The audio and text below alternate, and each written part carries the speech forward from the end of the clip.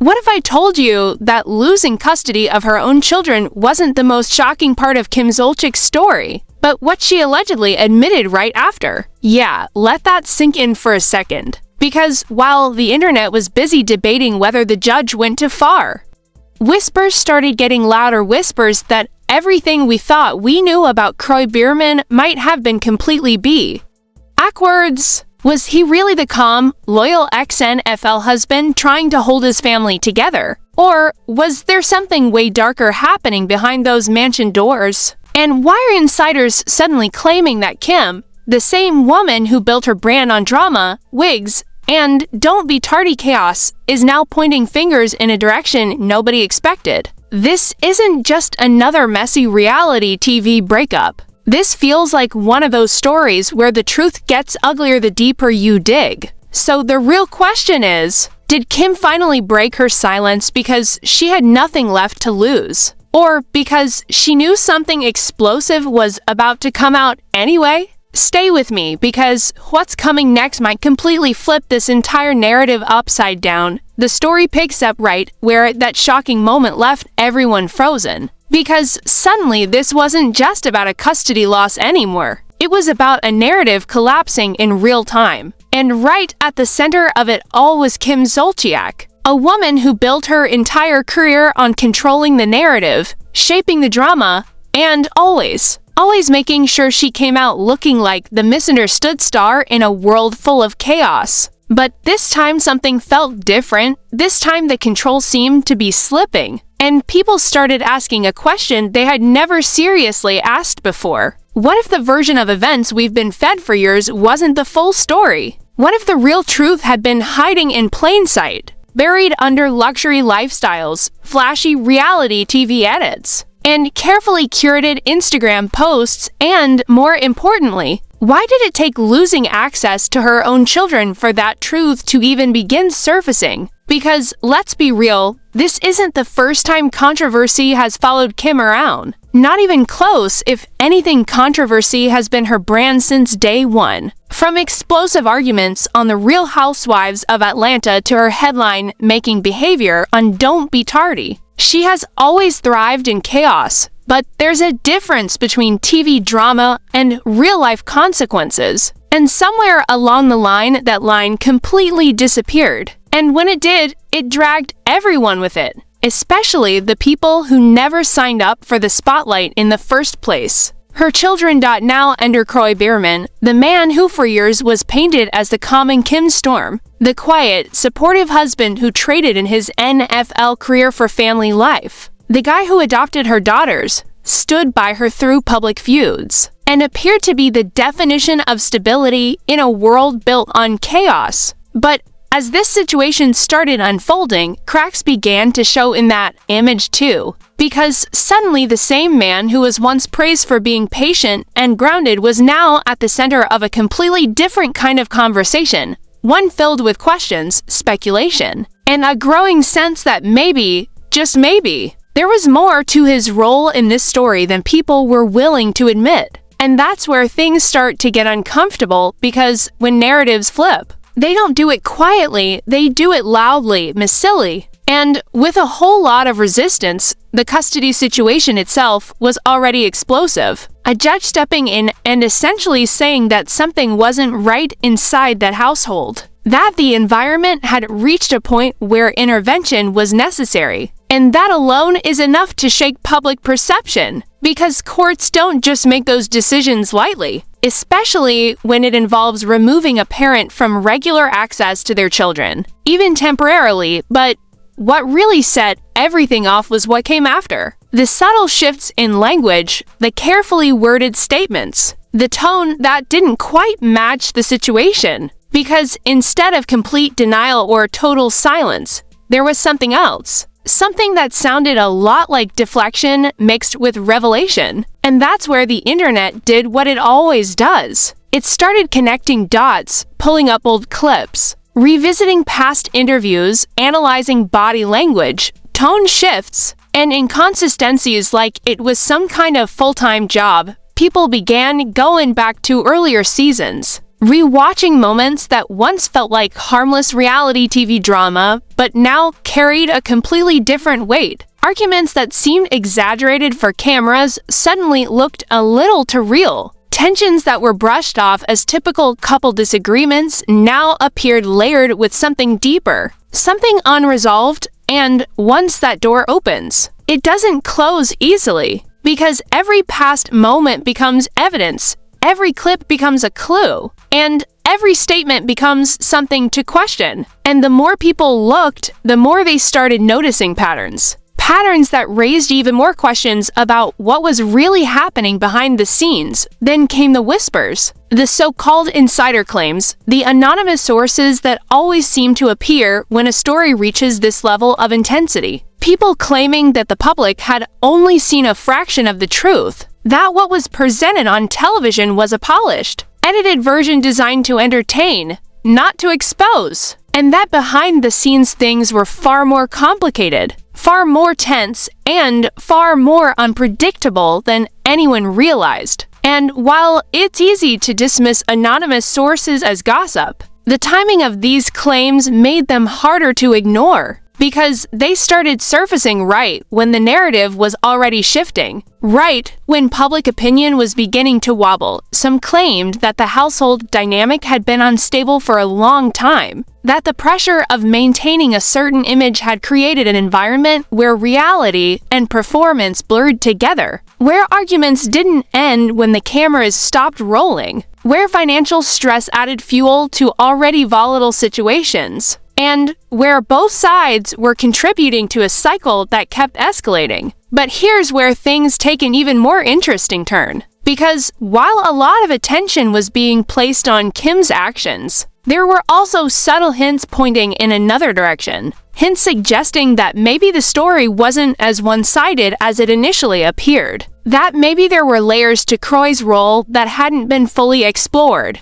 And that's the part that really caught people off guard. Because it challenged the established narrative. It forced people to reconsider assumptions they had held for years. And it introduced a level of uncertainty that made the entire situation feel even more complicated. Because it's one thing to watch a reality TV star spiral into controversy. It's another thing entirely to realize that the people around them might not be as straightforward as they seem either. And once that possibility is on the table, everything changes. Because now it's not just about who's right or wrong. It's about understanding a dynamic that has been shaped by years of pressure, fame, financial strain, and public scrutiny. As more details started circulating, the conversation shifted from simple blame to something more layered, more nuanced, and a lot more uncomfortable. Because now people weren't just asking what happened, they were asking how it happened. How a relationship that once looked like a success story turned into something this chaotic. How a family that was once presented as tight-knit and loving ended up in a situation where courts had to intervene. And how do people who once seemed inseparable ended up on completely opposite sides of a narrative that keeps getting messier by the day? And the truth is, when you strip away the cameras, the editing, and the public personas, what you're left with is a situation that doesn't have easy answers. A situation where perception and reality don't always align, where both sides have their own version of events, and where the full picture is probably more complicated than anyone wants to admit. But that hasn't stopped people from trying to piece it together, from analyzing every new development, every statement, every rumor, and every reaction like it's part of a larger puzzle. Because in a story like this, the details matter, the timing matters, and the way everything unfolds matters even more. Because here's the thing, this isn't just about one moment or one decision. It's about a series of events that have been building over time. Events that have finally reached a point where they can't be ignored anymore. And as the narrative continues to evolve, one thing becomes clear. This story is far from over. And if what people are starting to suspect is even partially true, then what comes next could be even more shocking than anything we've seen so far. Because sometimes the real twist in a story isn't what happens. It's what gets revealed after everything starts falling apart. And right now, it feels like we're only just beginning to see the pieces come together. Because as the conversation keeps growing and the speculation keeps spreading, there's one question that refuses to go away. What exactly did Kim mean when she started hinting that the story everyone believed might not be the real one? And more importantly, what happens when those hints turn into something a lot harder to ignore? And more importantly, what happens when those hints turn into something a lot harder to ignore? Because that's exactly where the story starts getting even more intense, even more layered, and honestly, a lot more uncomfortable for everyone who thought they had this situation figured out. Because as soon as those subtle hints began circulating, the internet didn't just react, it went into full investigation mode. And suddenly timelines were being reconstructed, past statements were being dissected, and people who had once stayed quiet were now allegedly stepping forward with inside information that painted a very different picture of what had been going on behind closed doors. And whether you believe these sources or not, the sheer volume of claims started creating a narrative that was impossible to ignore. According to multiple so-called insiders, the version of Kroy Biermann that the public had been seeing for years might have been carefully curated, not entirely fake, but definitely incomplete. And that's where things take a sharp turn, because instead of the calm, patient, long-suffering husband image, there were whispers suggesting that the dynamic inside the household was far more tense, far more controlled, and at times even emotionally charged in ways that never made it to camera. And again, these are claims,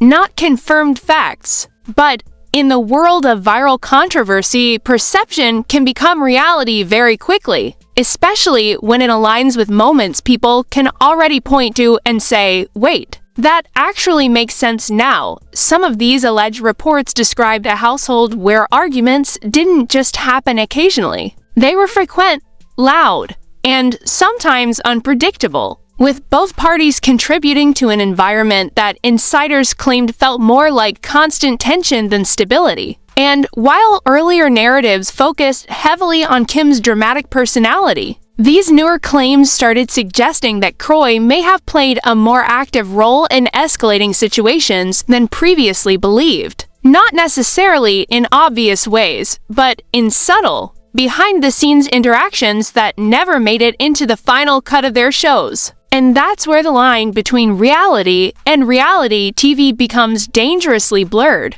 Because what audiences see is always filtered, always edited, and always shaped to fit a certain storyline.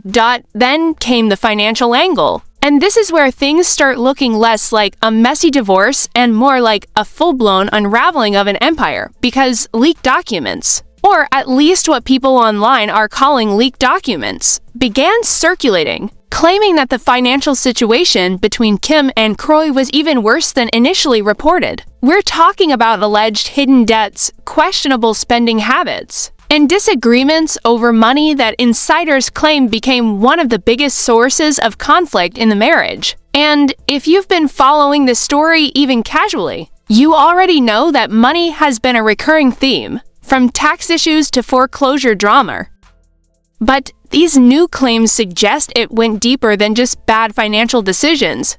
There are even rumors, again unverified but widely discussed, that disagreements over finances led to power struggles within the household, with both sides allegedly trying to maintain control over what was left of their assets. And when you combine financial stress with an already strained relationship, you get a situation that's basically a taking time bomb, and according to these narratives, that bomb had been quietly ticking for years before finally exploding into the public mess we're seeing now. And suddenly, things that once seemed like isolated incidents started looking like part of a much larger pattern. Public reaction, as you can imagine, has been all over the place. Because this is one of those stories where people pick sides almost instantly. Some are still firmly in support of Kim Zolciak, arguing that she's being unfairly targeted and that the timing of all these allegations is suspicious, especially coming right after a custody decision that already put her at a disadvantage. while others are starting to question everything, wondering if maybe the narrative they've been believing for years was too simple, too one-sided, and didn't account for the complexities of what was actually happening behind the scenes. Social media has basically turned into a battlefield, with threads breaking down every possible angle, clips resurfacing from the Real Housewives of Atlanta, and Don't Be Tardy being analyzed frame by frame. People pointing out moments where Kroy's reactions seemed off, where his body language didn't match the situation,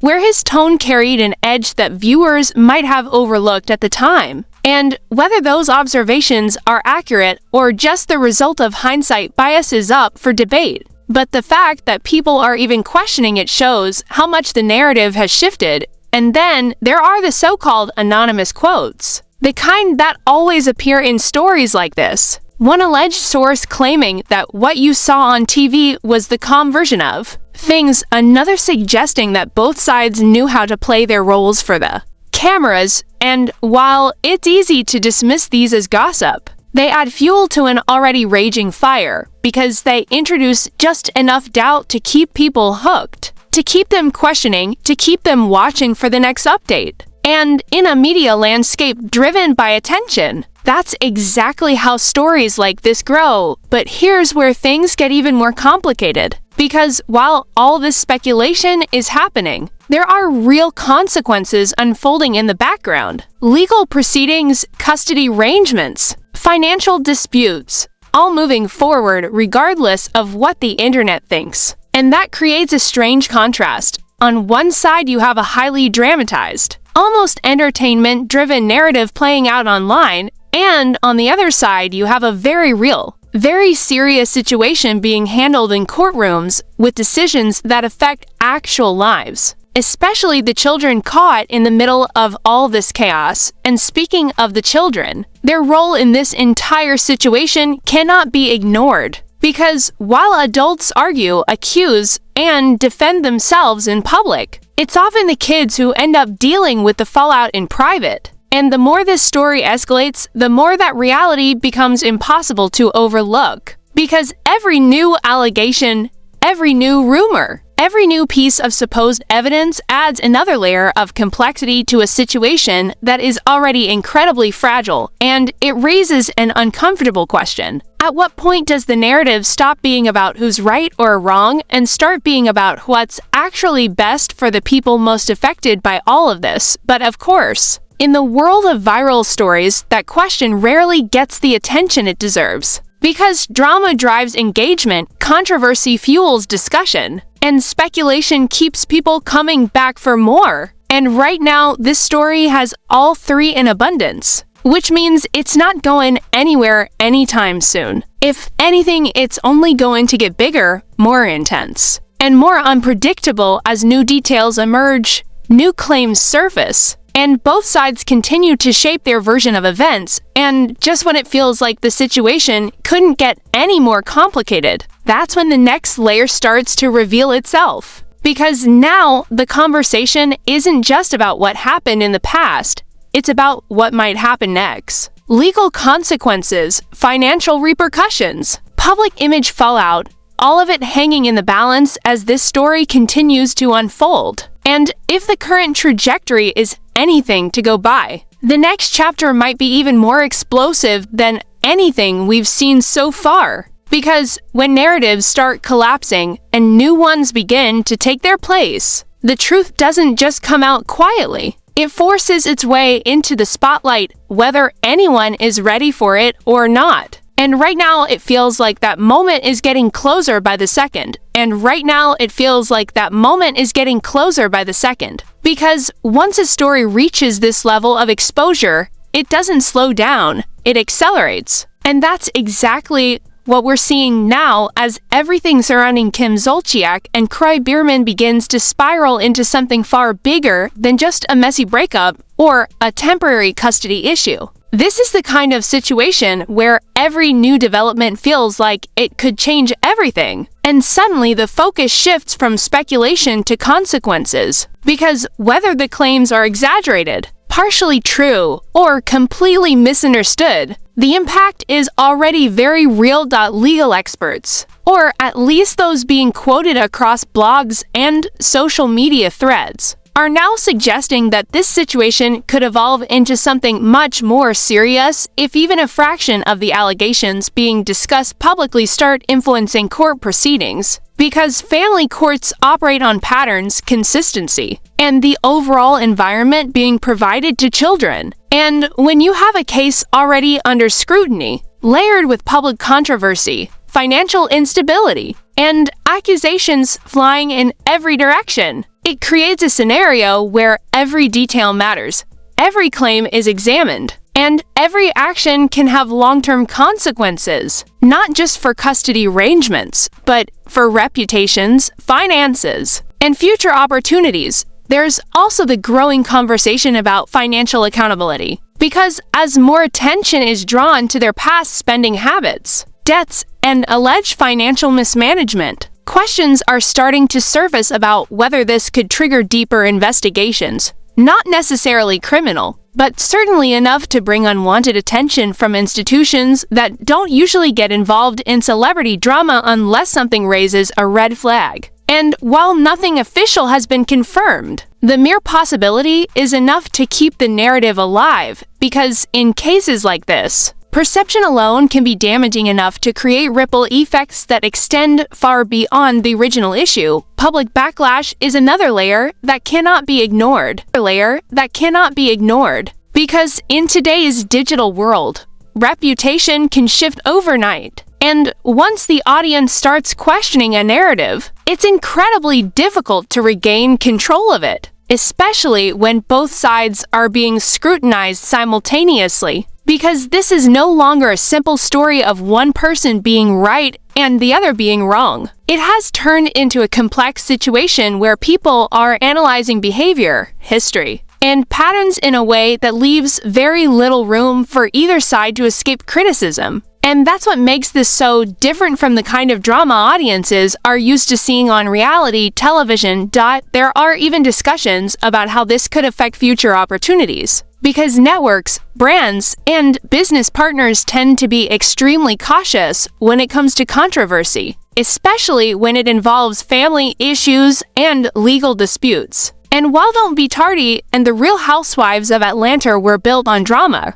there's a difference between controlled, produced drama and real-life situations that carry legal and emotional weight. And if this situation continues to escalate, it could potentially limit the kind of opportunities that once seemed guaranteed. At the same time, there's a parallel narrative forming around accountability, with some voices arguing that this entire situation is the inevitable result of years of unchecked behavior, financial decisions, and public conflicts that were never fully addressed, while others believe that the current backlash is disproportionate, fueled more by speculation and media amplification than by confirmed facts. And as these opposing viewpoints continue to clash, the story becomes even more polarized, drawing in more attention, more opinions, and more analysis from people who feel invested in the outcome. And then there's the question that keeps coming up again and again. What happens next? Because while it's easy to focus on what has already happened,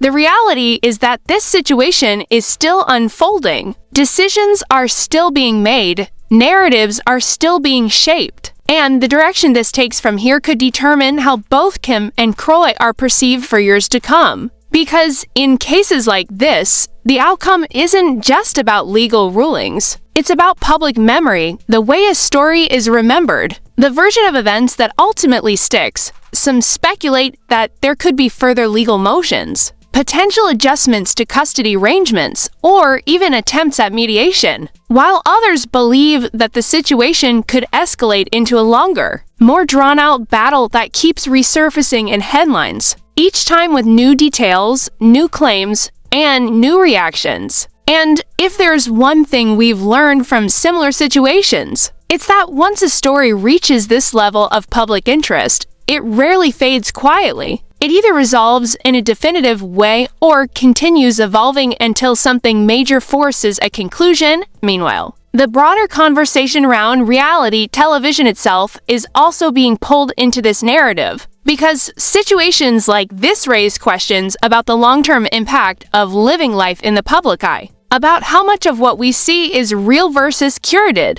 and about the pressure that comes with maintaining a certain image while dealing with real-life challenges behind the scenes. And while these discussions often get overshadowed by the more dramatic aspects of the story, they add an important layer of context to everything that's happening, and through all of this, one thing remains clear: the story is no longer just about a single moment or a single claim. It's about a chain of events that have built on each other over time, creating a situation that is as complex as it is compelling. And as more pieces continue to fall into place, the picture becomes clearer but also more complicated. Because clarity doesn't always simplify things. Sometimes it reveals just how many layers were hidden beneath the surface all along, because in the end, what we're witnessing isn't just a headline or a trending topic. It's a real-time unraveling of a narrative that once seemed stable, a shift in perception that's happening in front of millions of people, and a reminder that the stories we think we understand are often far more complicated than they appear. And as this situation continues to develop, one thing is certain: whatever comes next is going to play a major role in shaping how this entire story is remembered. Because once the dust settles, it won't just be about who said what or who did what. It will be about how everything came together to create a moment that people won't forget anytime soon. And whether that moment leads to resolution, further conflict, or something completely unexpected is something that, for now, remains uncertain. But if the current pace of developments is any indication, we won't have to wait very long to find out. So now the question isn't just what happened between Kim Zolciak and Kroy Biermann. The real question is, what are we still not being told? Because the deeper this story goes, the more it feels like we've only scratched the surface. Was this really just a toxic breakup that spiraled out of control, or is there a much bigger truth hiding behind all the headlines, the court filings, and the carefully worded statements? And if Kim really has started hinting at things the public never saw coming, then what happens when those hints turn into something undeniable? I want to know what you think. Do you believe the narrative is finally shifting? Or is this just another chapter in a long history of reality TV drama? Is Kroy really the person everyone assumed he was? Or is there more to his story that hasn't been fully exposed yet? Drop your thoughts in the comments below, because this is one of those situations where every perspective adds another piece to the puzzle. And if you want more deep dives like this, where we break down the drama, the rumors, and everything in between, make sure you like this video, subscribe to the channel, and turn on notifications, because trust me, this story is far from over.